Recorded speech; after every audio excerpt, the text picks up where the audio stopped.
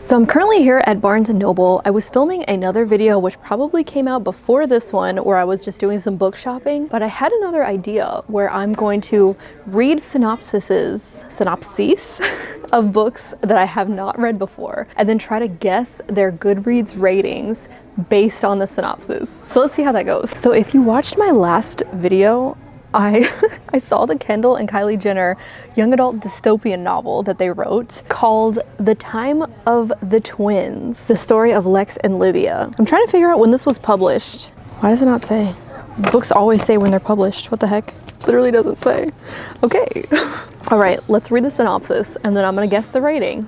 And we'll see. Two sisters, one destiny. Lex and Livia are on the run. Lex, an impulsive military cadet, and Livia, a pampered heiress, have just found out they are twins, which is against the law in the great city of Indra. With help from the charming and handsome Kane, Lex's best friend and Livia's newfound love, and Xavier. Oh my gosh, Kane and Xavier. These are like the two most typical young adult love interest names. A gruff rebel who would prefer to leave them all behind. They make the grueling trek, this is long, through the dangerous underground tunnels towards the Outlands beyond the dome of Indra. I'm like not processing any of this. When they finally reach the Outlanders colony, they discover their mother holds the key to unlocking the past, and then they confront an ancient prophecy, the time of twins. Will Lex and Livia agree to be part of their mother's danger? I feel like they just gave us the entire like synopsis, like the entire plot of the book. This is like a Netflix trailer. Will they trust their mother to save countless lives? Okay, it's their responsibility. They never asked for it, but one, okay, let's move on. With unforgettable characters and action-packed pace and the sparks of new romance, the Jenner sisters have created a page-turning, heart-stopping adventure that will leave you wanting more. Okay, let's be real, they probably had a ghostwriter. I don't know if they wrote this themselves. I'm not saying they did or did not. I have not done the research, but it would make sense. A lot of celebrities do get ghostwriters, which,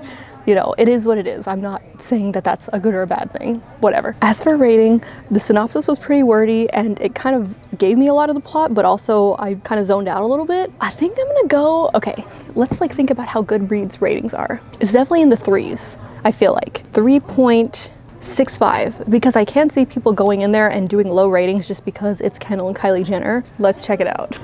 Shut up, fitness app. 0? Oh, because it's a signed copy. Okay, let's look up like not the signed copy, I guess. I forgot the name. I feel like it should be called The Time of Twins, not The Time of the Twins, right? I feel like it flows better. Whatever, I didn't write it, I can't say. They probably didn't write it either. Oh my gosh, this is the second book in a duology. Also, it's a 3.06. I gave it too much credit. That's kind of wild that this is the second book. What is the first one? Rebels, City of Indra, the story of Lex and Livia. 2.88. Dang, that's a low rating. Next up we have Bride by Hazelwood. And this one's really exciting because Hazelwood is a romance author. This is her first fantasy book. And I'm pretty sure the two things that I do know about it is that it is about a werewolf and I think a vampire? Misery Lark, what a name. Daughter of a powerful vampire with a Y. Councilman is an outcast. Her days of living anonymously among the humans are over. Wares are ruthless and unpredictable and their alpha, Low Moreland, is no exception. It's clear from the way he tracks Misery's every movement that he doesn't trust her if only he knew how right he was. Misery has her own reasons to agree to this marriage of convenience and she's willing to do whatever it takes to get back what's hers. 4.5. No, that's high. 4.2. I think it's 4.2, especially because it's Hazelwood. 4.25. Final answer. And the rating is 4.29. That was close. I said 4.25. I figured because she is a very popular author. Her other books tend to have high ratings as well. And I don't know, I had a feeling that this one was gonna be good, honestly. And I want to read it. So we're here by the anime figures, mostly so I could read this without interrupting anybody because it's a Saturday and we kind of came on the worst day because it's busy here. But I have The Teacher by Freida McFadden. She's a very popular thriller author, especially in like the book talk scene. I've read, I think, 2 of her thrillers before, The Housemaid and The Inmate, and I enjoyed them. They weren't my favorite thrillers of all time, but they were still good. Lesson number 1, trust no one. Eve has a good life. She gets up each day, gets a kiss from her husband, and heads off to teach math at the local high school. All is as it should be, except last year, Caseham High was rocked by a scandal with one student, Addie, at its center. And this year, Eve is dismayed to find the girl in her class. Addie can't be trusted. She lies, she hurts people, she destroys lives. At least that's what everyone says. But nobody knows the real Addie. Nobody knows the secrets that could destroy her if people at the school found out. And when Eve discovers the shocking truth, Addie will do anything to keep her quiet. I'm trying to think. I want to say thrillers tend to have lower ratings than other genres, even though I don't know where I got that. I just like pulled that out of my head for no reason. I don't have anything to back up that statement. Let's go with 4 stars. Maybe like a 4.15, just because it's a new release, and typically new releases start higher ratings and then they kind of lower as more people read them. And drum roll please, 4.17. I was really close, so it was like 2 off.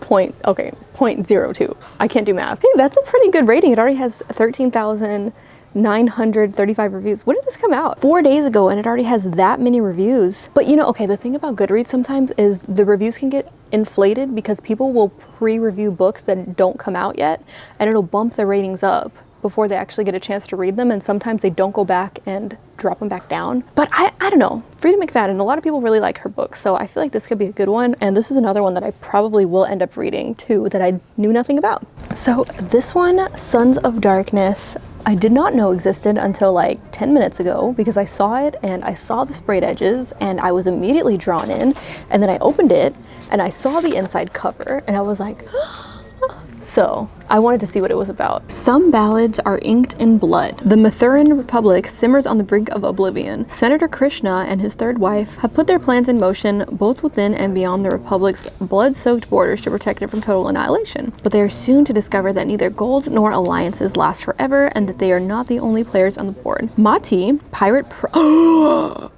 princess. Oh my gosh. They really drew me in with that one. Pirate Princess of the Kalinga has decided to mend her ways and become a good wife, but old habits die hard, especially when one habitually uses murder to settle scores. Why am I like getting excited about this? And I didn't even buy this book. Oh my gosh. Their lives are about to become yet more difficult as a cast of sinister queens, naive kings, pious assassins, and ravenous priests are converging where the Sons of Darkness is prophesied to rise, even as forgotten gods prepare to play their hand. Okay, this is a tough one. I feel like sometimes you read a synopsis and it sounds so good, and then you look at the ratings and they aren't good. And like, I know you shouldn't let ratings necessarily determine whether or not you read a book or whether you like a book, but there is something to be said about, you know, a ton of other people reading a book and then like rating it and the average, and I don't know. Okay, let's just, I'm stalling. Okay, I feel like this could be a good one. It's at least 4. 4.25? We're going 4.25. 3.97, but it does only have 540 ratings so far. But you know, 3.97 is almost 4 stars, so that is not a bad rating at all. And you can tell that it just came out, so it's pretty new. So we'll see, the more hype it gets, it might go up. But honestly, I'm kind of really interested, and I'll probably end up reading this one regardless. So now we're at Target. Honestly, I have not heard anything ever about this one, but I just thought it would be fun based on the cover and the title to kind of guess this one and then just like go into the synopsis completely blind. Oh my gosh, I hear Stevie Nicks. Say you. So this is Bad Mother by Mia Sheridan. She's a force to be reckoned with. When Sienna Walker is nearly fired from the NYPD, the last thing she expects is a second chance in the one place she vowed to never return to. But she can't afford to turn down the job offer, even if a painful familial past and a broken engagement hardly make Reno, Nevada's home sweet home. It's made even less sweet by Sienna's first case, a serial killer with a curious fixation on her. What? That sounds fun. Why did I say that like that? Along with his victims, the killer leaves perplexing clues and chilling journal entries addressed to Sienna, detailing the murders he claims his mother committed. The case continues to get personal when her ex-fiance, there's a lot of drama on this one, is called out by the killer as well.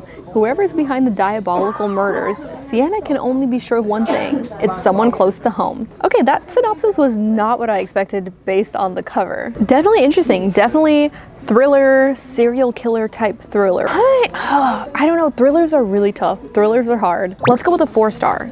And the rating is 4.08. I was really close. And it has 7,789 ratings. That is a pretty good rating. I feel like it'd be fun to do a Colleen Hoover book because obviously she's a very, very popular author. Look at how many of her books are here on the shelf. Like, all of this. But I do have a feeling her ratings might, they could be high or they could be like a little bit lower just because a lot of people don't like her as an author. So we'll just see. Okay, Confess is one. I don't know anything about this book, so let's just read the synopsis and then I'll do my best to guess. Auburn Reed has lost everything important to her. In her fight to rebuild her shattered life, she has her goals in sight and there's no room for mistakes. But when she walks into a Dallas art studio in search of a job, she doesn't expect to find a deep attraction to an enigmatic artist who works there, Owen Gentry. For once, Auburn takes a chance and puts her heart in control, only to discover that Owen is keeping a major secret from coming out. The magnitude of his past threatens to destroy everything Auburn loves most, and the only way to get her life back on track is to cut Owen out of it. All Owen needs to do is confess, but in this case, the confession could be much more destructive than the actual sin. Why are they always artists in contemporary romances? Why is the girl always an artist? Nothing against artists, but the girl is always an artist. Cause it's coho. I feel like it's gonna be on the higher end. 4.15, because I don't think this is one of her most popular ones, but I do feel like the people who love her books have probably read a majority of them, but this is definitely not as popular as some of her other ones, like It Ends With Us, Verity, or Ugly Love, which I have also not read. Ugly Love.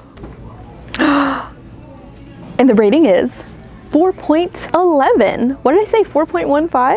I was pretty close. Freaking almost 500,000 reviews. That's wild. Out of that many, that's a good rating. So I saw these two, and I've heard the name A Million Kisses in Your Lifetime, but this book was in front of it on the shelf, so I'm not sure if this is a prequel, if this is the first one in the series, but this is the one I've heard before, so I'm assuming this is probably the first one. I don't know, we'll find out. It's funny that this one says as seen on TikTok.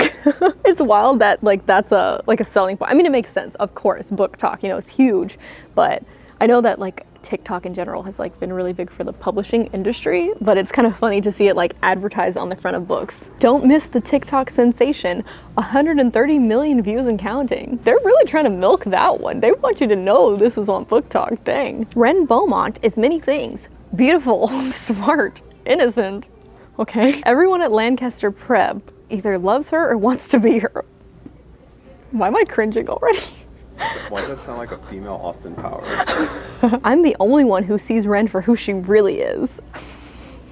A repressed Little Miss Perfect who keeps her feelings locked up so tight she's probably close to bursting. Goodness gracious. She thinks she's above us all, even me. I shouldn't be drawn to her. She's not my type. Until we're forced to work together on a school project and realize we might have more things in common than we thought. Soon enough, I find myself completely obsessed with her no matter how unlikely we are to everyone else, and I will do anything to make this girl fall in love with me. Anything. That sounds so cringy, but fun. Like the whole everybody either loves her or wants to be her thing. I feel like it's gonna be in 3s. But like, just cause something is in the 3-star rating, like remember 3 is an average. Like that's like an average of 3 stars out of 5. That's still pretty good. That's like in the middle. And a lot of people who read books don't rate them. I mean, at the end of the day, ratings don't really matter if you enjoy the book, but it's still fun to look at them. I feel like this is gonna be like a 3.5. No, that's too low. 3.75. And would you look at that? A Million Kisses in Your Lifetime, 3.79, and it is the second book in the series, if I'm not mistaken. But like I said, I don't know if the first one is a prequel or not. So if you care, then probably look that up first. So next up we have Binding 13 by Chloe Walsh. I've heard a lot of people talk about this book online. I have no idea what it's about. I think it might either be dystopian or it might be sci-fi or it might be fantasy. So I don't know, that's kind of broad, so further proves my point that I don't know what this is about. He wants to save her, she wants to hide, she's damaged, he's determined. Fate brought them together, love binds them. Johnny Kavanaugh has everything going for him on the rugby pitch. Rugby? He's a force to be reckoned with, even plagued with a hidden injury. Everyone knows he's heading straight for the top, but that means there's no room for mistakes or distractions, not even the shy new girl at Tommen College. Is this not dystopian? This sounds just like typical YA contemporary. The one with the sad eyes and concealed bruises. He needs to stay focused, keep his cool, and not let anything get in the way of his bigger picture. Except before he knows it, this lonely girl has become his only picture. Oh my gosh. I can't tell if it's cringe or cute. Maybe both. Life has never been easy for Shan and Lynch, bullied and tortured, all that said, as they fall into a complicated friendship and grapple with their undeniable chemistry. Hidden pain and complicated secrets threaten to be their undoing, but Johnny won't give up on Shannon, no matter what it might cost them both. That was nothing that I thought it was gonna be. That is not dystopian, and that is not fantasy, and that is not sci-fi. Why did, like, I thought this was gonna be like dystopian. I don't know, The Flame? Whatever. I feel like it's gonna be 4.05. Wow, I was completely wrong. This is a 4.45 out of 80,000, almost 81,000 ratings. So that's a pretty dang good rating. What is that? Win, lose, cool, die, high stakes thrill. I just got handed this one. I guess we're doing it. Okay. Win, lose, kill, die by Cynthia Murphy. Anthony just like gave this to me. Head girl, dead girl. What? The students at the elite Morton Academy are high achievers, so when a series of murders targets the school's best and brightest, everyone suspects that the killer is someone willing to do whatever it takes to get the coveted title of head girl. But who? It is a member of the secret society that some students have sworn allegiance to, someone in a creepy cult, or even a teacher with a sinister past.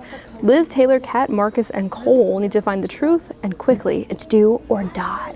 I feel like this could be in the 4s, but I also feel like it could be in the upper 3s. So I think I'm gonna go with 3.95, just to be safe. Dang, I overshot it. This is a whopping 3.67 out of, oh my gosh, I almost fell over. Out of 7,353 ratings. Okay, I know you're not supposed to judge things just based on the ratings, and you should read things that you want to read, but I probably wouldn't pick this one up based on the ratings. So we're at another Barnes & Noble now. I found this one, Yumi and the Nightmare Painter. And this is a Brandon Sanderson book, which it looks very different than his other books. The cover looks different. It's just like the theme of the cover looks different. It's really interesting. So I'm kind of curious what this one is about and what people think about it in terms of ratings. There's a world, one of endless night, surrounded by an even deeper darkness, filled with nightmares come to life, twisted shapes that slink to windows and ease open doors, sliding across floors to look down on helpless faces.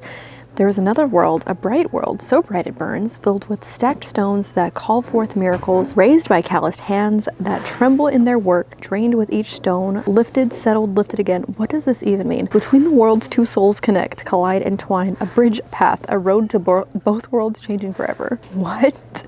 Okay, I didn't really get what this book is about through that. I'm assuming there's a lot of magical stuff in it, but it is Brandon Sanderson, and he's kind of a little bit of a legend. So I feel like it's gonna be on the higher end. 4.35. Dang, I was wrong. 4.5. That's a high rating out of 39,000 ratings. That's pretty good, but it is Brandon Sanderson, and like I said, he's a legend, and he puts out books really often, which is kind of cool. So I don't know, I need to work my way through all his books. I still have another book in the Mistborn trilogy that I need to finish, and then I'll probably make my way either to Way of Kings or the Stormlight Archives. But he has so many books in the Cosmere world. Hopefully one day they make movies about his books. That's my dream. Okay, so I have Hunt on Dark Waters, and honestly, I only got this because it sounded like it could be piratey, and I have been on the hunt for good pirate books. There's a little ship on the cover here, so I'm assuming it's piratey. A stern captain meets his witchy match in this captivating first fantasy romance novel in the Crimson Sail series. Oh my gosh, okay. Evelyn is a witch with a perfect storm of impulses and a lust for danger. After she steals from her vampire ex, oh my gosh, we have vampires and pirates in this world, and falls through a portal to another realm. We have portals to another realm in this world. She's fished out of the water by a band of seafarers and their telekinetic captain. She's immediately given a choice: join their ship's crew or die. Bowen has no memory of his life before he became one of the Quinn Anwin. Him and his band of pirates are bound by vow to patrol through the threshold,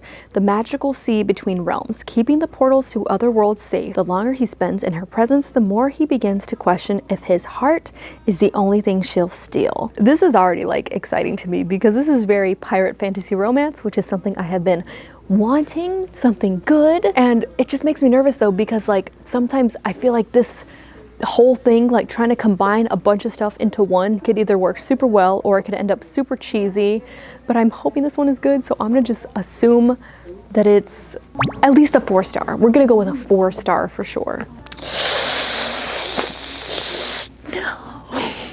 3.35. It's a 3.35. That's not a good sign. That is rough. The premise sounded so good, and I've said this before. I know, sometimes something can be rated one way and you feel a different way about it, but I don't know about this one. I feel like the premise was just too exciting, but the execution probably didn't hit. I haven't read it though, so I cannot judge it, but that makes me less excited. Next up we have Book of Night by Holly Black. Holly Black wrote one of my favorite trilogies of all time, The Cruel Prince. I have no idea what her other books are about. I haven't read any other books by her other than the Cruel Prince trilogy, and it's something that I want to do. It's just like such a crazy thing because like you just get to know this world that this author wrote, and then like, oh, she might have done this again with other worlds. Like, what does that even mean?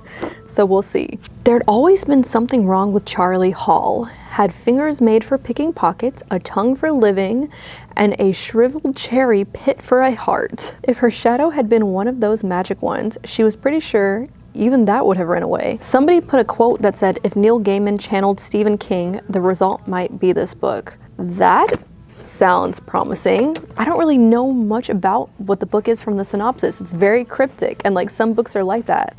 But it's Holly Black, and she's a great author, so it has to be high. 4.4. 4.40, I think. 3.54. That's surprising, honestly. Out of 62,000 ratings. I feel like it could have mixed reviews though. Like it seems like people maybe either love it or hate it, but honestly, I don't know, based on the reviews, that's nowhere near the Cruel Prince trilogy. I'll probably end up reading another one of her books anyway, maybe even this one, just because of how much I loved The Cruel Prince. But dang, I wasn't expecting that. Final book of the day. The Prison Healer. I've seen this one pop up on Goodreads a lot, and I just never really looked much into it, but it looks very fantasy based on the cover. And the synopsis is, here at Zollendorf, the only person you can trust is yourself. 17-year-old Kiva Meridian has spent the last 10 years fighting for survival in the notorious death prison Zollendorf, working as the prison healer. Well, that sounds cool. When the rebel queen is captured, Kiva is charged with keeping the terminally ill woman alive long enough for her to undergo the trial by ordeal.